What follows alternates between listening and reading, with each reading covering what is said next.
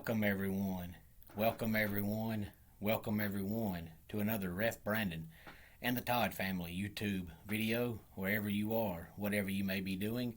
Thank you so much for making Ref Brandon and the Todd family a part of your day. We always greatly appreciate it. Before I get into today's video, I wanted to go ahead and say the same thing I said in yesterday's video, which was a recap of the Impact pay-per-view from this past Saturday called Against All Odds. I don't just want you to watch the video, and I want you to comment as well and subscribe as well, but I also want you to give us a like, because you guys may not know this, but the more likes that we get, the more likely we are to pop up on somebody's YouTube homepage, because of the fact we discuss more than just one sport. If somebody gets on YouTube and we have enough likes, if they just by some chance type up baseball, since we discuss baseball, our channel may pop up. If they get on YouTube and just type up NASCAR, since we discuss NASCAR, our channel may pop up.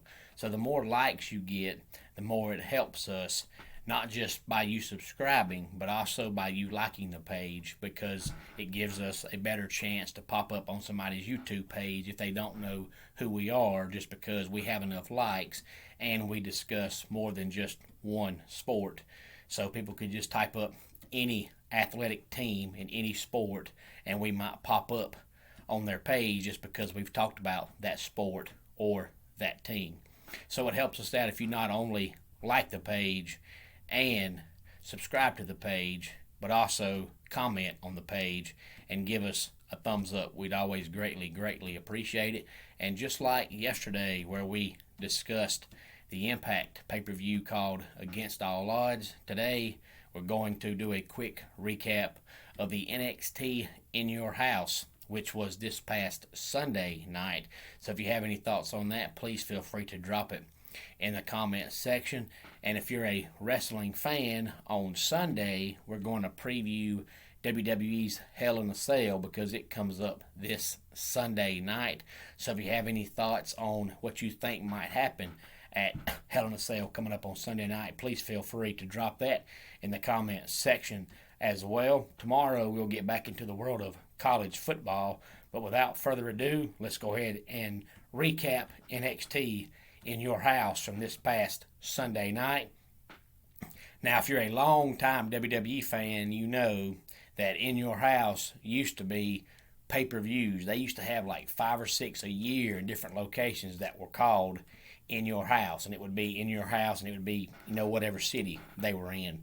So they brought it back, NXT, this past week, and they had 6 matches, counting the match that was on the pre-show.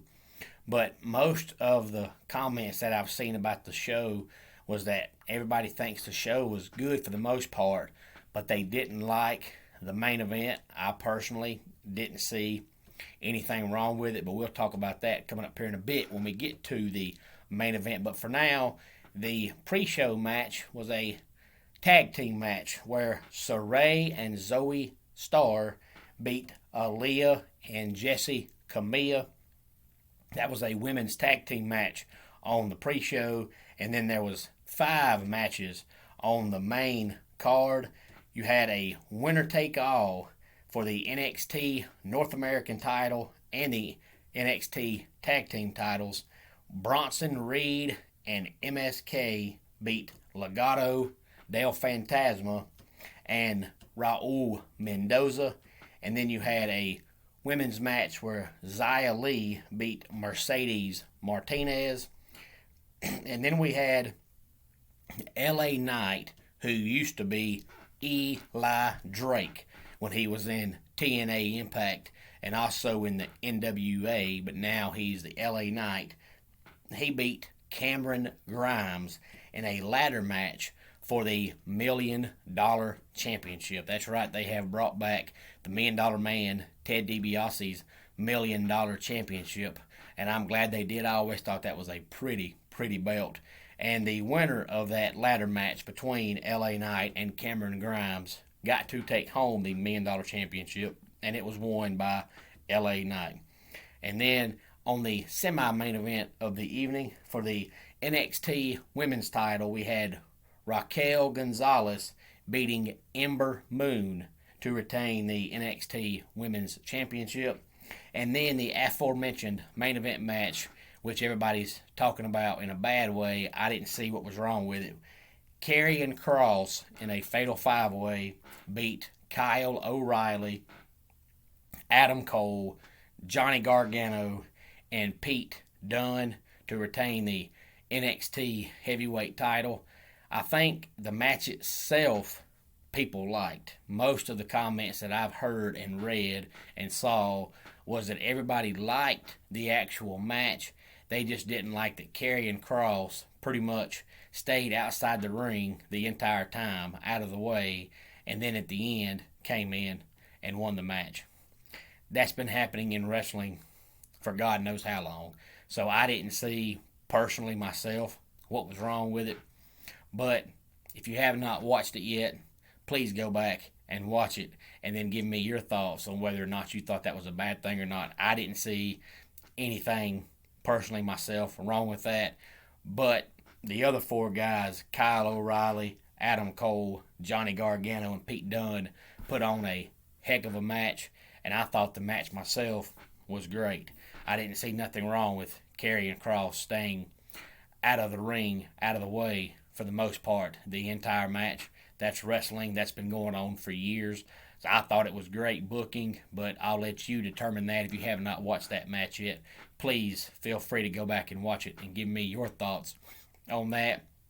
Now, of course, there's NXT news besides just the In Your House show from the other night. That's why I waited until Friday to do this video, because there was a rumor this was going to happen, but it wasn't official until the middle of the week, and that is that Samoa Joe is back in NXT, and he's now going to be the new general manager, taking the place of William Regal.